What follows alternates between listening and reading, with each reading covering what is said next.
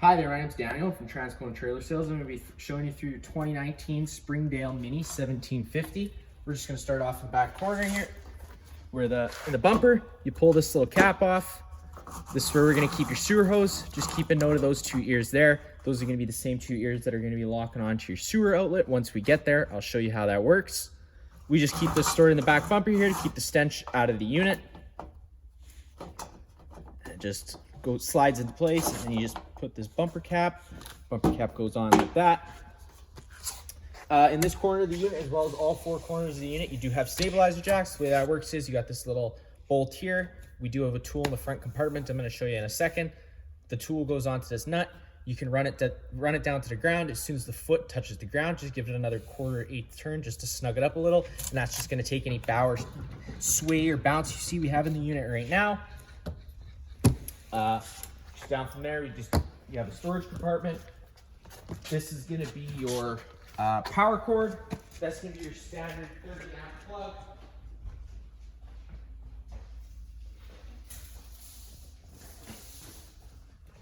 Most campsites should have that, and you can just plug right on in. If, let's say, you're at home and you want to run your fridge, or your campsite doesn't have 30 amps of power, we do include a 15 amp park adapter. Just keeping in mind you are going down to 15 amps of power, so you're not going to be wanting to run your AC on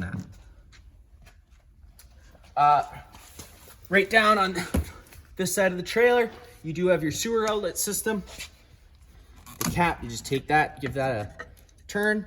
It's got the same ears that your sewer hose does. It locks onto these knobs here. Once it's turned into place like so, it's locked in, and your sewer's hooked up. You got your gray valve and your black valve. The black valve is going to be your dirtiest water being filled from your toilets. So you're going to want to empty that first, and then you could go behind that. Once that's empty, you could pull your gray valve. That's going to be your gray water from your showers and sinks, typically a little bit cleaner water.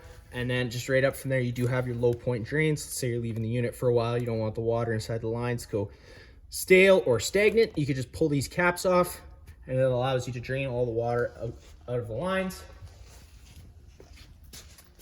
Just a little bit more closer to the unit.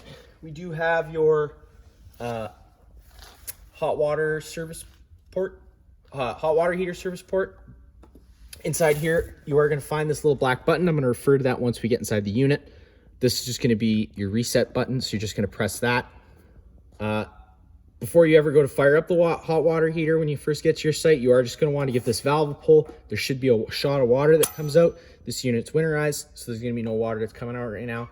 But if you don't see any water coming out, that is meaning your tank's empty, and you're not going to want to fire it up because you run the risk of burning out your probes. Straight down from there, you do have your freshwater tank drain. There's going to be a cap that we do have just inside here right now for winter. You screw that cap on, and it's going to stop water from draining out. You want to drain that water, unscrew the cap. Water will start making its way out. Inside this compartment here is where you're going to find your included 25-foot water hose, as well as that 15 amp park adapter I told you about. And then this is just kind of your water fill station. You got your fresh water fill. So this is going to be filling your fresh water tank. That's what your water pump draws off of it. Right next to that is your city water connection. You're going to want to use that city water connection whenever you have a site with service. You just screw a garden hose into there. It's going to pressurize the lines, and then there's no need to run your water pump. At the front of the unit, inside this black box is your battery for the unit. This is your standard 20-pound propane tank. That's going to work just like your barbecue if you want to turn the propane on for the unit. Just giving that a turn, it turns on. You have propane now flowing inside the unit. Front tongue jack, one way's up, one way's down.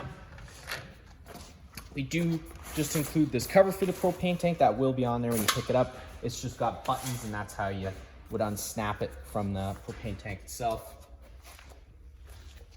Just some more storage inside the front here. Right here is just your fridge service ports. There's not much you're gonna have to worry about inside there. You do have a 110 plug on this side of the trailer. Just take note of your furnace exhaust. It does come out on this side. So whenever you're running your furnace, this is gonna be blowing out hot air. You're not going to want to have that blocked because it will melt whatever it's in its path. And then just right up here, you do have your vent for your range hood. Just opening up that flap whenever you get to your campsite. That way the range hood is actually evacuating the fumes. And whenever you travel, you just want to lock it into place with these two little tabs here. That way there's no dust getting inside the unit. And then in the back, just another storage compartment. And then in the backpack of the unit, you do have a cable satellite inlet and your spare tire. To get inside the unit, you just have this one step. You're just gonna grab it at the front. It's gonna fold out like so.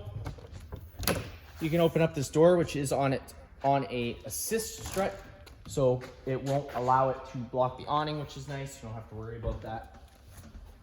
If you take a step on inside the unit, do notice your fire extinguisher is just up on your left there. That's gonna be just like home. Pull the pin and shoot.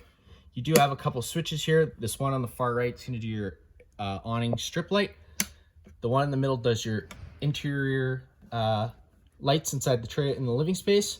And this one on the left is just gonna turn on a accessory power bar on the awning arm here. I do believe you could get some accessories from Dometic. They don't include any, unfortunately. The way that awning works is hold that button down, it's gonna start making its way out. You're gonna know that awning's fully extended when you see the back of the metal tube and the little flap hang down. Sometimes that flap can get stuck, so you just gotta retract it and put it back out. That's about all. We're gonna put it out now. Whenever it starts to rain, you do have these adjustable little arms here, so you just grab an awning front or rear, pull that, loosen off this knob, and you can then change the pitch of the awning head, allowing water to then run off.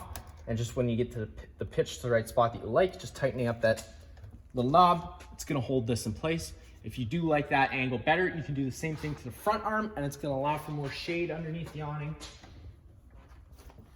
But whenever you go to bring the awning in, you are just gonna wanna make sure you loosen that knob off, allowing the arm to go straight again. That way you don't run the risk of bending anything when you bring it in. You are gonna wanna make sure you bring in that awning whenever the winds start picking up, because this does act as a wind sail and the arms cannot support that kind of abuse. You're gonna know that awning's fully in when you just hear the motor cut out. There you go. Right up at the front here, you got your fridge. To close that fridge, it does just have a little safety travel latch that you gotta pull up. The fridge is gonna make its way out. The controls for the fridge are right here. So you got your on button. You're gonna hit that button on. With this button flush, it's gonna go into auto. So it's gonna first search for shore power. If shore power is taken away, it will switch over to gas. If you're wanting it to run solely on gas, you just have to depress that button, and now the fridge will only run on gas. You got your fridge and your freezer compartment here. The fridge does have an adjustable temperature setting. It's just with this little knob here. With it all the way down, it's gonna be at its warmest temperature, and with it all the way up, it's gonna be at its coldest temperature.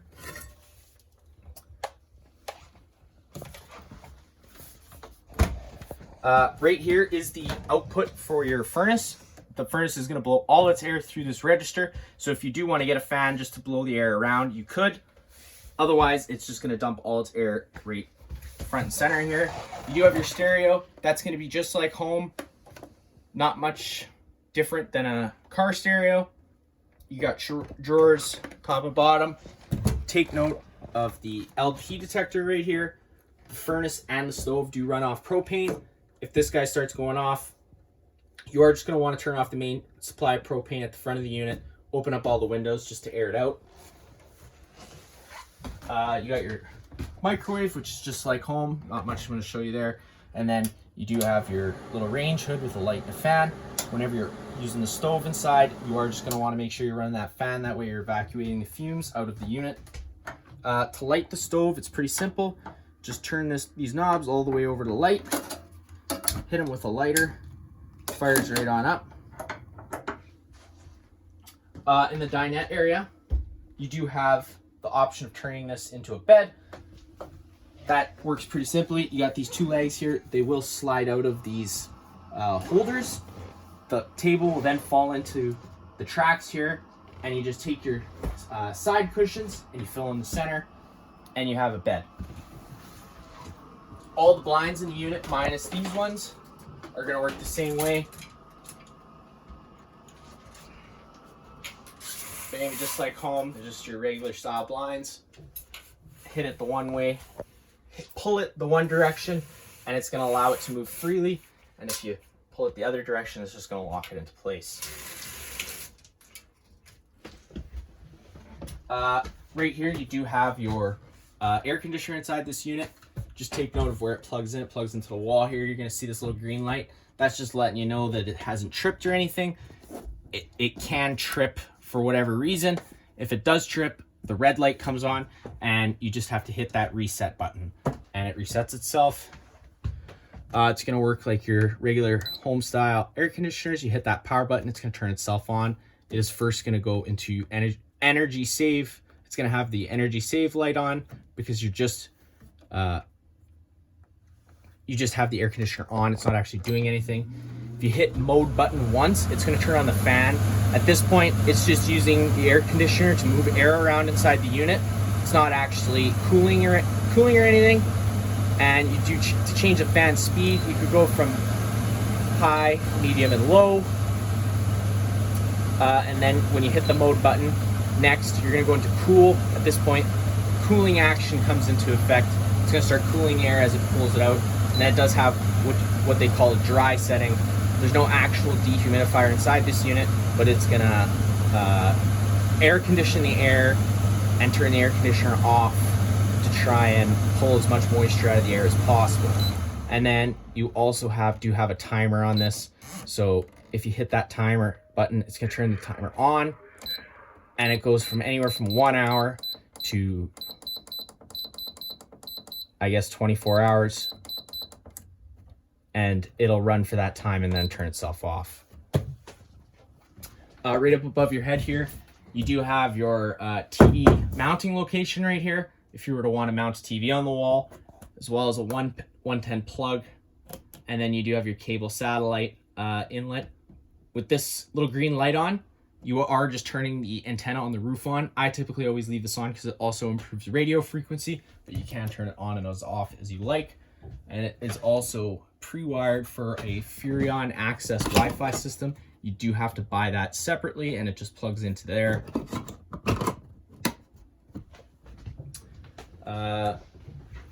Right here, it's going to be your thermostat. The thermostat's just controlling a heater. When you slide this on, when you slide this from the off switch to warmer, this is going to be its hottest setting, and then anywhere in the middle is cooler, medium, and then just clicking it off to turn it off. Whenever you do turn the heater on, when you go to turn it off, it is going to run for about 3 minutes after you turn it off, just to let itself cool down as an added safety feature. And then you have your monitor panel right below that.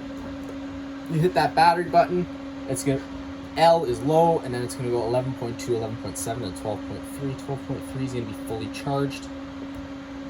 And then you have just your tanks, and it's going to go E, a third, 2/3, and full. And then just your water pump switch down below. You hit that button, it's going to illuminate. It's going to turn the water pump on, drawing from your fresh water tank. Then you have your hot water heater button.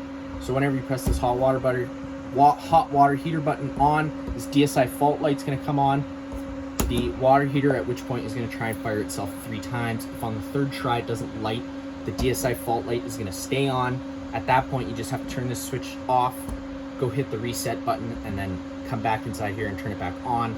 If it doesn't fire up the second time, you may have a problem, so you may want to bring it in for service or give us a call, and we might be able to help you out. At the front of the bed here, you do have a plug-in as well as USB charging ports. Storage on this side. At the head of the bed, you will notice that there is a fire exit. That's going to work pretty simply. You're going to pull this screen out by this little tab here. The screen will pop out. You just take this handle, pull it up, give it a push, and you'll be able to hop right on out, and then just to close it, just like so, and the screen should just press back into place with some metal tabs. Underneath the front bed here is where you will get access to your water pump and your hot water heater for winterization if you were doing that yourself. Just this plywood covering it. And then just inside the bathroom here, you have your toilet, your flushers on your right, shower with hot and cold water, medicine cabinet. You have a fan inside here. The way that works is you just take that knob, give it a turn, hit this button, it's gonna turn the fan on. You do have a max air on this, so you can leave it open if you would like, but I do recommend closing it if you're not using it. And then on the wall here, you do just have your main GFI plug. So if you ever have an outlet that doesn't work, this would be the first place I would look. You got test on the bottom, reset up top. So with that red light on, it's tripped. You just hit that reset button, and now all the GFI plugs should have power again. That is going to be it for this unit here. If you have any other questions, feel free to give us a call.